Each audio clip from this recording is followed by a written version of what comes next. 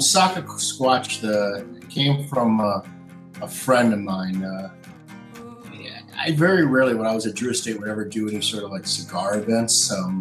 Mostly because, look, that was more John's thing, Marvin's thing. We had a million sales guys, so I wouldn't do that many of them. So I was going to, I can't remember what store it was. I was in the store somewhere, and somebody made a comment, said, "Wow, Saka, man, seeing Sakas is as rare as seeing Sasquatch." And that's kind of where Saka Squatch came from.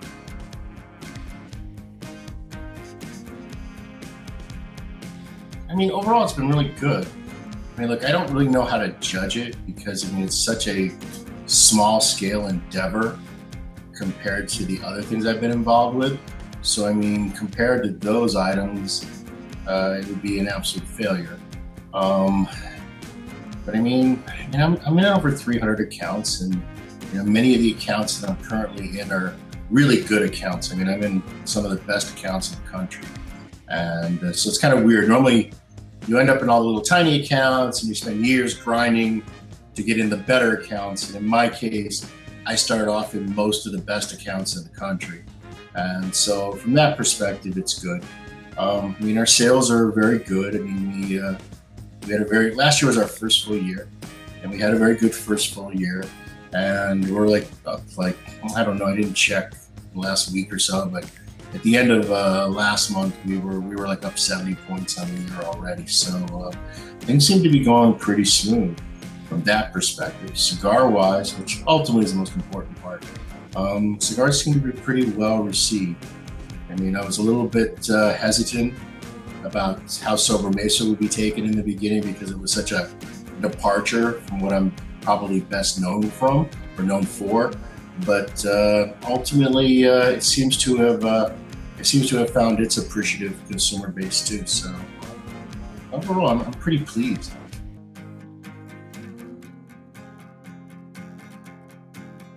I'm not a good guy for favorite moments. I'm not. I'm just. No, I'll be honest with you. I'm not the. I'm not the happy camper. Things are going great. Rah rah rah type of person. For me, everything is always a problem. Everything is always wrong. There's nothing but trouble. There's nothing but more work. It's I take a pretty pessimistic approach to everything. Even when things are great, they still suck. And so for me to say great moments, I don't know. I gotta admit, I did like it when Cigar Aficionado was forced to publish that. Liga Privada was the hottest brand in the country because they didn't really like Drew Estate very much at the time, and B, they absolutely have never really liked me, and that's never going to change. So it was kind of nice to see them, have to publish the fact that the product was the hottest product in the country. So I kind of enjoyed that, but for about 30, maybe 40 seconds, that was kind of over.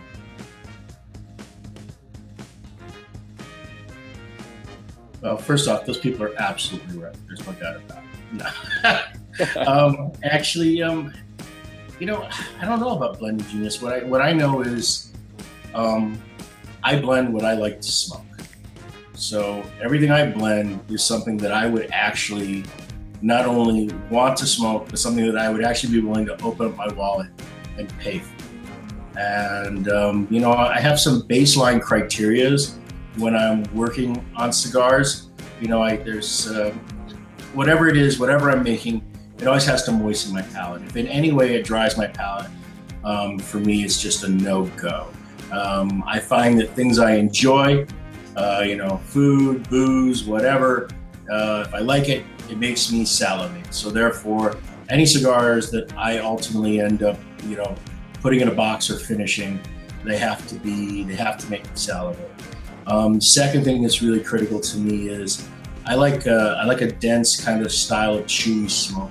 I want to feel the weight of the smoke on my palate. I want to be able to chew it. If I can't chew the smoke, then to me that ultimately is not a good way to go.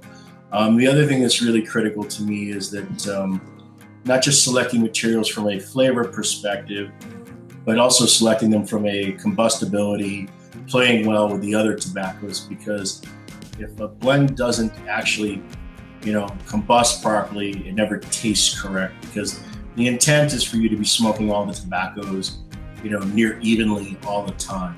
Now, you can't get every cigar to burn 100% even perfect, and you can't always make an Instagram photo.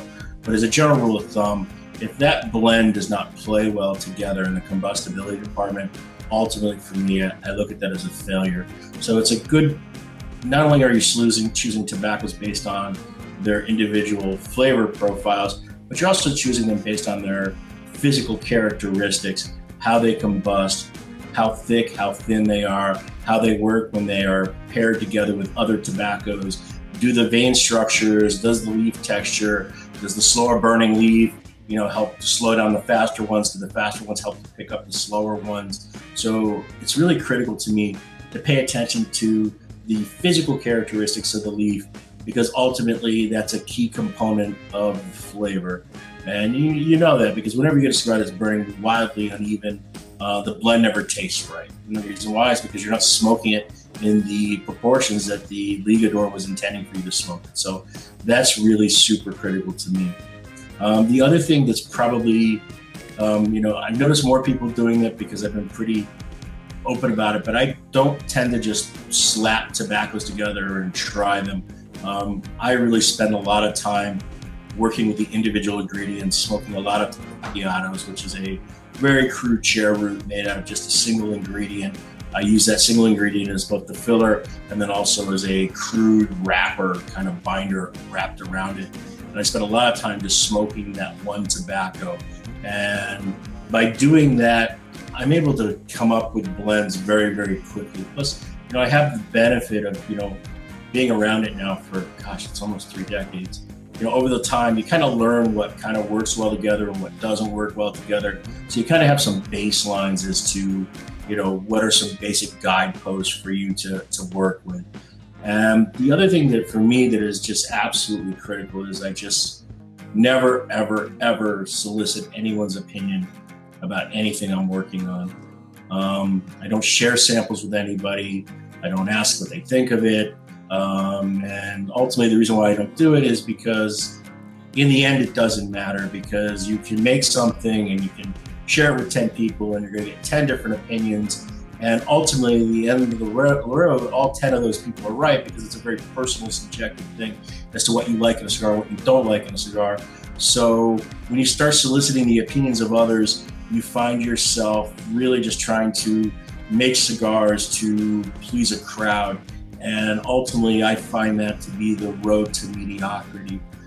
For me, I have a definite perspective, a point of view on what I think cigars should taste like and what I like in cigars.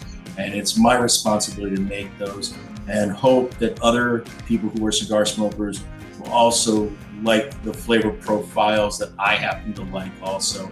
But it's just impossible to try to make a cigar that everybody likes. I often say it, when you try to make a cigar everybody likes, you're ultimately making a cigar that nobody loves.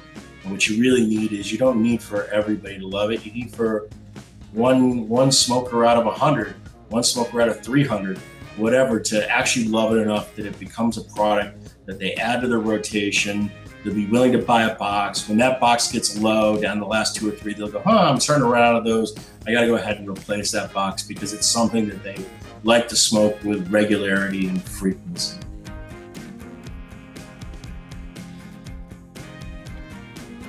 This year's trade show, I will officially expand out the distribution on a product called Todos Los Dias. Todos Los Dias is it's a Nicaraguan puro. It's a much stronger cigar, and I don't really want to talk too much about it because I'm in the phase right now where I'm smoking all of the samples that are 6 to 8 months old. So I want to spend a little bit more time before I kind of try to encapsulate what I think the cigar tastes like. But it'll be the next core line. So, we had Sobremesa, Mi Querida, and now we'll add Todos Los Dias to the mix as our third core. I'll also be doing, at the trade show, we'll be expanding the distribution on a small format in Mi Querida called Gordita. It's a 4x48. We'll be making that more widely available to all of our accounts, where before it's been pretty much a special order kind of item. And the other thing that we'll be showing is we will be doing the next Muestra de Saka, which will be a Naka Tamale. It's a 6x48 Patola, and it's made. It's kind of an old school style. Back in the day, they used to make cigars with tobaccos from just one farm, and I'm trying to take that approach with it and see is it possible to actually make an interesting, worthwhile cigar that I would want to smoke and that potentially other people would want to smoke, doing it in kind of that old school, single farm kind of format and approach to it. I ultimately don't know whether it'll be a success or a failure, but that's part of what Muestra de Saka is about, is experimentation.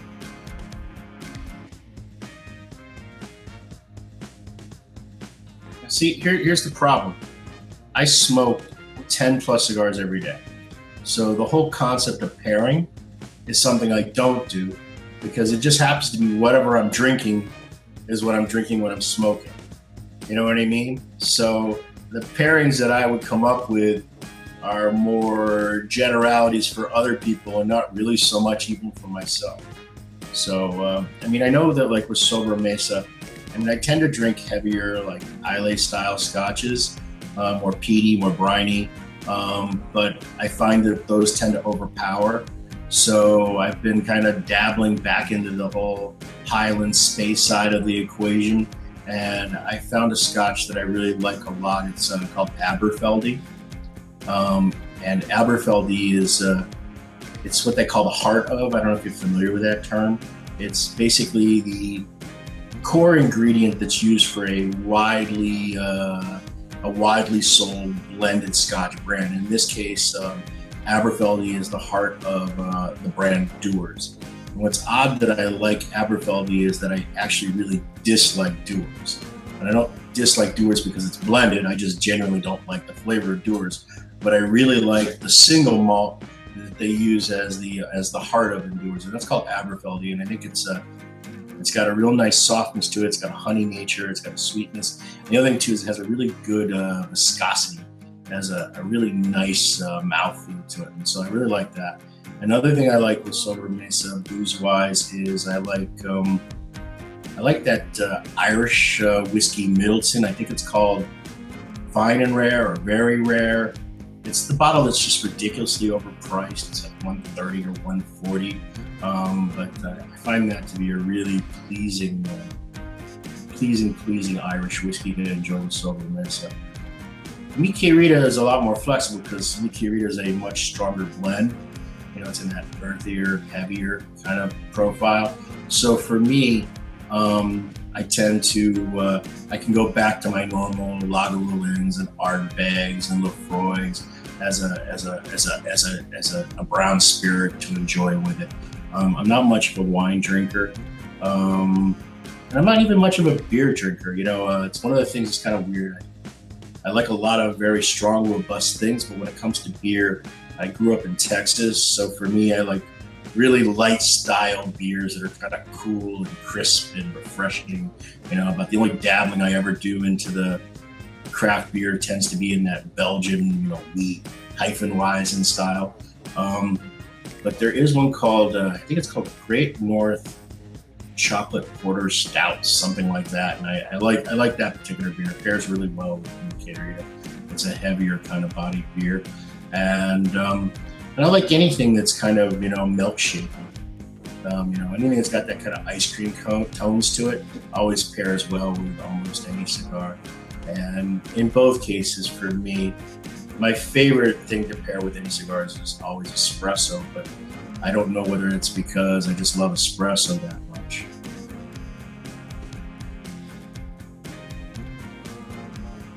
Oh gosh, well, look, iconic. I don't know if there can be iconic, but it's too. Both brands are too young to really say that. And in both cases, both brands are wildly different than the other. So it's hard to say just one. But I think if somebody wanted to taste something that's more in line with what I'm known for, what my typical profile is, I think Mi Querida, probably the Toro, the 6x52, the Ancho Largo would be the cigar I would recommend trying to consume that, like something on the heavier side. And then for the consumer that's more on the mild to medium side, I would probably recommend they try the Sobremesa Cervantes Fino de Lazo, which is the one I'm smoking right now. It's a really balanced, elegant, really sophisticated cigar. So I think it just depends on, if they lean more to the heavier side, Mi Querida Ancho Largo. If they lean towards more the medium bodied side, I would suggest them the Cervantes Fino and Sobremesa.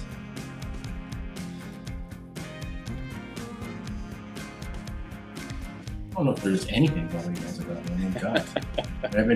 I've been communicating online now since the early '90s, so I don't know that there's really any secrets to be told anymore. Industry that's all song and dance and dogs and ponies and nonsense. And I mean, one of the things that I'm best known for is how just forthright I am about pretty much everything, for good and bad. And so I think that I've always been very open and very direct, whether it be about business or cigars or my online interaction. I'm a pretty straightforward guy. I'm obviously, there's some people in the business that you have an affinity with. There's other people that you identify with as aspirational. You want to be them. I don't think I'm either of those people. You know what I mean? I don't really kind of fit the typical mold of the type of people that are in our industry. And that's both good and bad. It comes both ways. So, but I mean, something about me that nobody knows. Good God. Jeez. I used to weigh 185 pounds when I was in the service. Maybe that. People probably wouldn't believe that.